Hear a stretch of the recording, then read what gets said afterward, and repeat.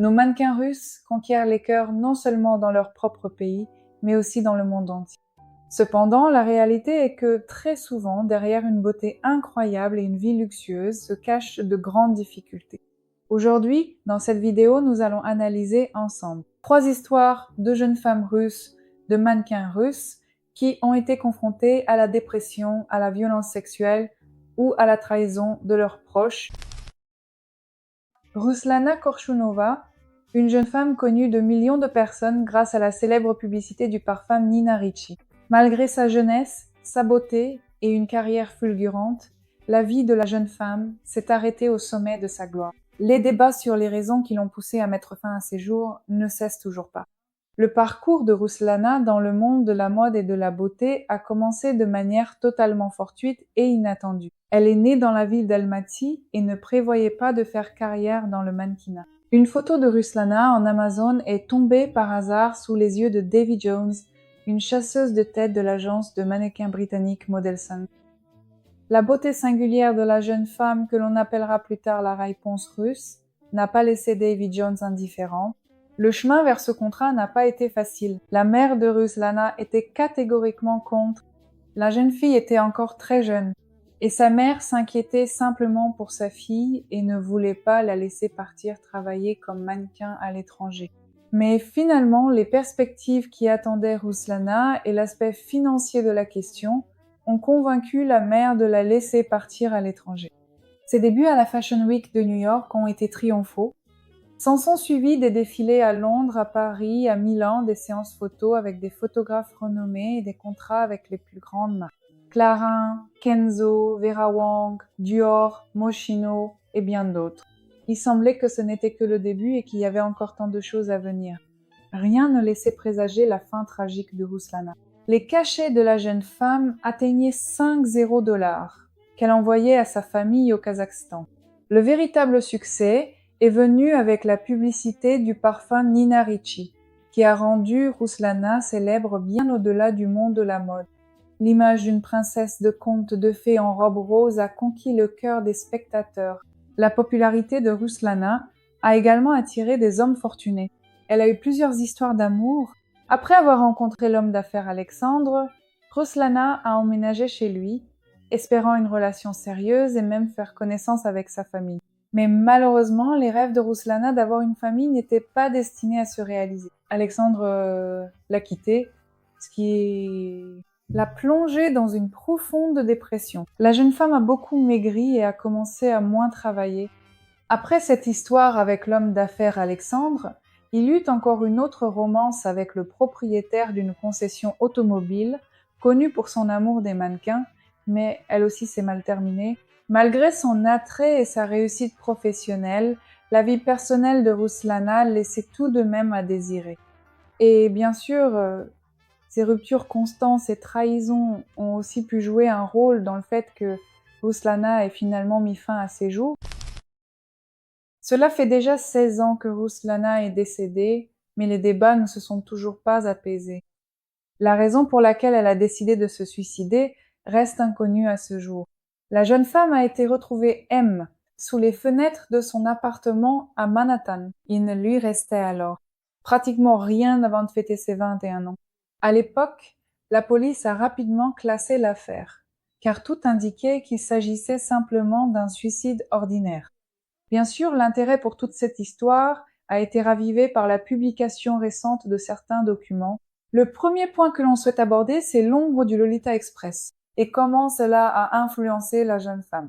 Des documents officiels et déclassifiés ont récemment révélé que, seulement 2 années avant sa mort tragique, Ruslana avait effectivement voyagé à bord d'un jet privé luxueux appartenant à un certain et très controversé Jeffrey Epstein, une figure bien connue. Or, il avait déjà été accusé d'organiser un réseau de trafic sexuel impliquant des mineurs.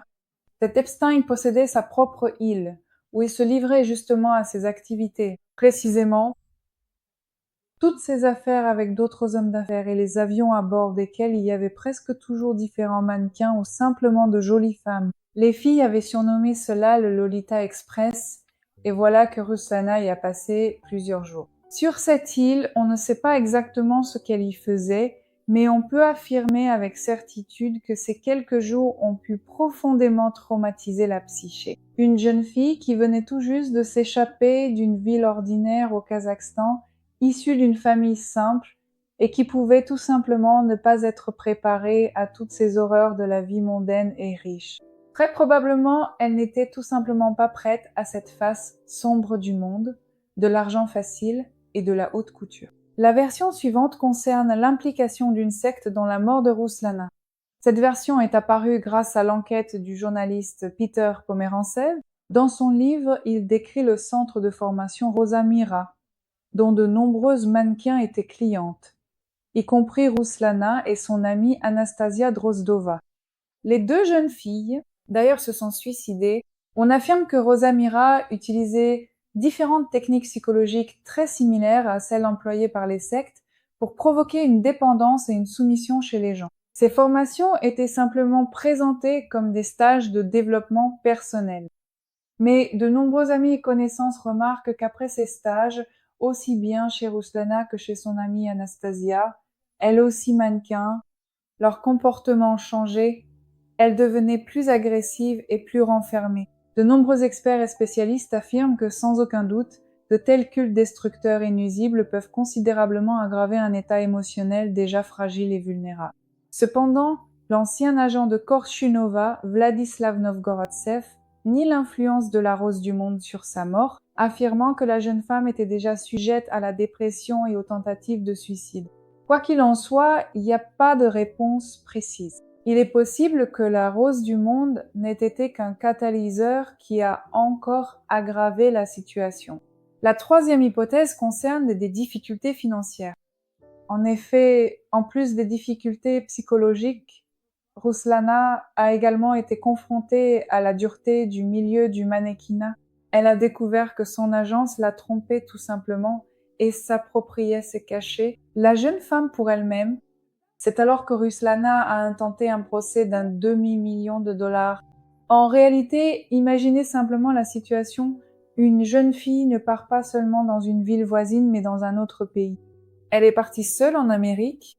Dans ce nouveau pays, elle n'avait personne que des étrangers. Et en réalité, les seules personnes proches qui l'entouraient étaient celles de l'agence de mannequins. Elle ne pouvait faire confiance qu'à eux, et pourtant, ils l'ont trahie.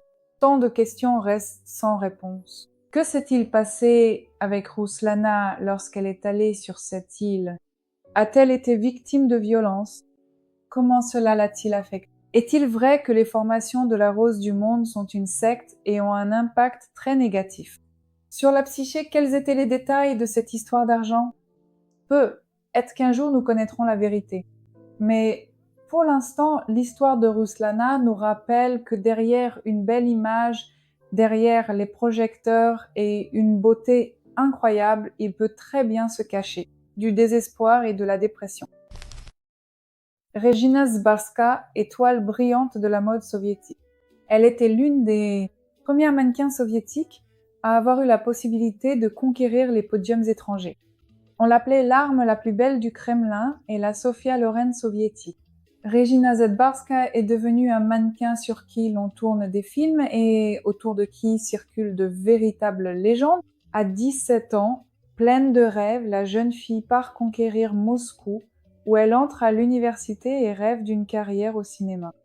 Les soirées mondaines et bohèmes, fréquentées par des artistes, des réalisateurs et des acteurs, jouent un rôle très important dans la vie de Regina.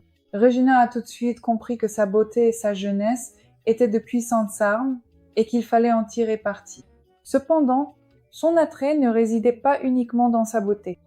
Regina Zbarska savait facilement tenir une conversation, elle possédait de l'érudition et était tout simplement une jeune femme agréable. Regina savait parfaitement concilier ce genre de soirée et ses études. Elle obtenait toujours d'excellentes notes à ses examens. Lors de l'une de ces soirées, elle fit la connaissance d'un couturier qui discerna en elle. Il a vu en elle non seulement une belle jeune femme, mais aussi le potentiel d'une future réussite. De mannequin, dès ses premiers jours de travail, il était évident que le couturier ne s'était pas trompé. Regina semblait avoir un talent naturel. Elle savait comment se mouvoir, comment se mettre en valeur, comment souligner ses atouts et dissimuler ses défauts. Jusqu'en 1960, Regina Zbarska était la plus populaire. Un mannequin pour une maison de couture, Regina se démarque des autres filles et son étoile brille de 1000 feux en 1960 et un à Paris lors de l'exposition universelle. Le spectacle avec sa participation a provoqué une véritable fureur et les médias français ont proclamé Regina la plus belle arme du Kremlin.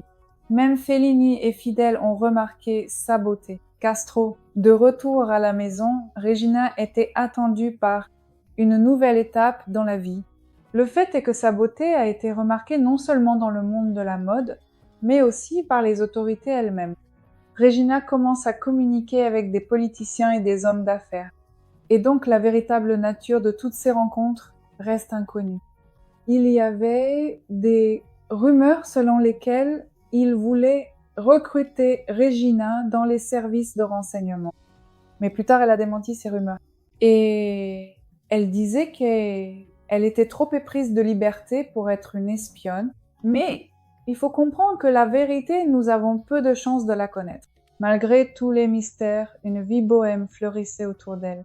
Elle était amie avec Vyacheslav Zaïtsev, artiste et créateur de mode soviétique et russe, et elle participait à des dîners mondains où elle était admirée par Sofia Loren elle-même, l'actrice de cinéma et chanteuse italienne, mais derrière la façade scintillante, il y avait aussi des rêves compréhensibles. Regina voulait se marier et fonder une famille. Cependant, les nombreux prétendants qui la suivaient ne l'attiraient pas, jusqu'à ce qu'elle se rencontre Lev Zbarski. C'est précisément grâce à son mari que Regina Zbarskaya a eu accès à la culture occidentale. Elle a rejoint d'autres cercles et j'ai rencontré des artistes et des acteurs populaires et célèbres. Cependant, l'amour n'a pas duré longtemps. En 1967, Regina tombe enceinte. Mais il s'est avéré que son mari Lev ne voyait en elle qu'une muse et non une véritable épouse ni la mère de ses enfants qui s'occupe de leur éducation et prépare des borshs dans la cuisine. Voilà un point intéressant. Lev disait qu'il ne voulait pas d'enfants, mais il s'est avéré qu'il ne voulait pas d'enfants précisément avec Regina, car peu après leur divorce, il est parti avec une autre femme qui lui a donné un fils. Regina a subi un avortement, après lequel elle n'a plus jamais pu avoir d'enfant.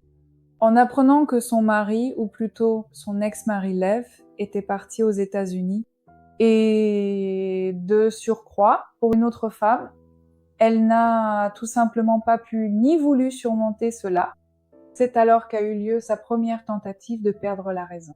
Et il faut comprendre que après de telles circonstances, les gens sont toujours envoyés à l'hôpital psychiatrique. Comme vous l'avez sans doute déjà compris, Regina a été sauvée, elle a survécu, mais elle a été envoyée en clinique.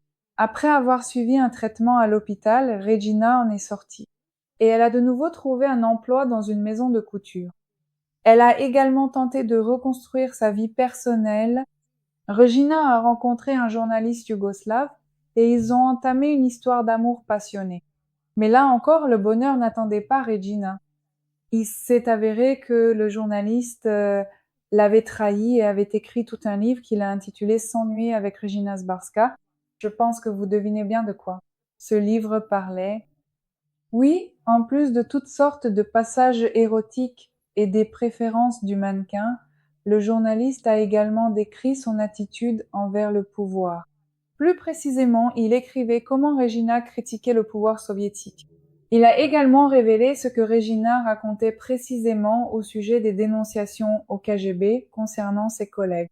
Et cette œuvre a provoqué un véritable tollé dans la société. Le livre a rapidement été interdit, mais Regina a commencé à être invitée à divers. Bien sûr, personne n'a cherché à savoir si tout cela était vrai ou non. Regina a été convoquée pour des interrogatoires et une telle trahison ainsi que la souillure de sa réputation étaient de nouveau insupportables pour Regina. Elle a voulu mettre fin à ses jours pour la deuxième fois. Et une fois de plus, elle s'est retrouvée à l'hôpital psychiatrique. Le scandale politique a finalement détruit la fragile santé mentale du mannequin. Le 15 novembre 1987, Regina a tenté de se donner la mort pour la troisième fois et elle y est parvenue. Le mannequin n'a pas pu surmonter les souvenirs douloureux de la trahison et la déception ainsi que la vie tragique de cette beauté qui n'a jamais su trouver le bonheur en amour et a perdu foi en l'humanité. Une série a été réalisée sur la vie du mannequin, pleine de succès, de trahison et de mystère. La Reine Rouge. Xenia Pontius est un mannequin et une actrice de clips musicaux bien connue. Cependant, son nom n'est vraiment devenu célèbre qu'après que la vie du mannequin a traversé une période sombre. Et elle s'est retrouvée en réanimation. Mais heureusement, notre dernière et troisième histoire a une fin heureuse. Nous n'allions tout de même pas finir sur une note négative. Sa carrière de mannequin a commencé dès son plus jeune âge. À 18 ans, elle brillait déjà dans les pages de magazines tels que Elle, Aeroflot Style, Vogue et Russia. Tenny a participé à une campagne publicitaire pour Gloria Jeans et au défilé d'Alexander Arutunov. Peu de temps après, elle a décidé de tenter sa chance en tant qu'actrice et a fait ses débuts dans le clip du groupe Nana pour la chanson Zinaïda. Elle a ensuite joué dans le clip de la chanson « Les flocons volent vers le haut » de l'artiste Fedu. En 2020, Ksenia a été hospitalisée avec de graves blessures.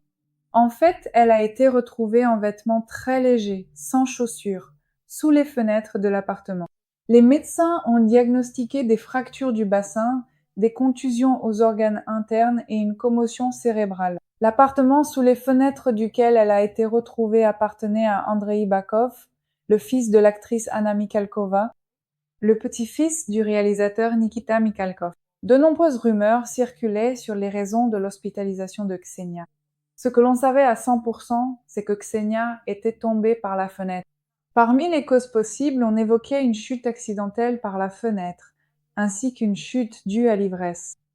Cependant, les amis proches de Ksenia affirmaient qu'elle menait toujours une vie saine. Mais bien sûr, la version la plus effrayante était que Ksenia n'était pas simplement tombée de la fenêtre, mais qu'elle avait été poussée, et plus précisément par Andrei, le fils du célèbre réalisateur. Au bout d'un certain temps, les circonstances se sont éclaircies. Premièrement, les médecins affirment que les blessures subies par Ksenia n'indiquent pas qu'elle ait été victime de quelque violence que ce soit. Lorsque Ksenia a repris connaissance, elle a également confirmé cette version des faits.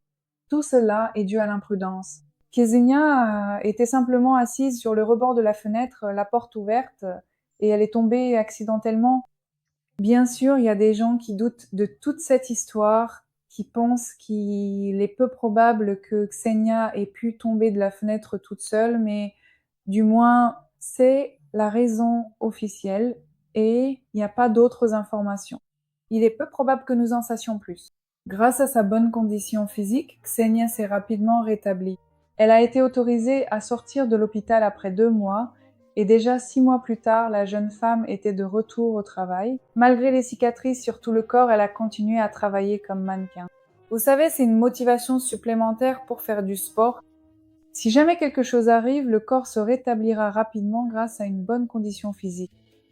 En ce qui concerne Ksenia, tout va bien pour elle aujourd'hui. Elle vit en Asie et tient son propre blog. Elle continue de travailler comme mannequin. Toutes ces histoires nous montrent qu'une belle apparence et une carrière réussie ne garantissent pas une vie heureuse. Il peut arriver toutes sortes de choses. Même les personnes qui semblent mener une vie idéale sont confrontées à la dépression, à la violence et à diverses difficultés. Merci d'avoir regardé les amis. Abonnez-vous à la chaîne et à bientôt dans la prochaine vidéo. Au revoir à tous!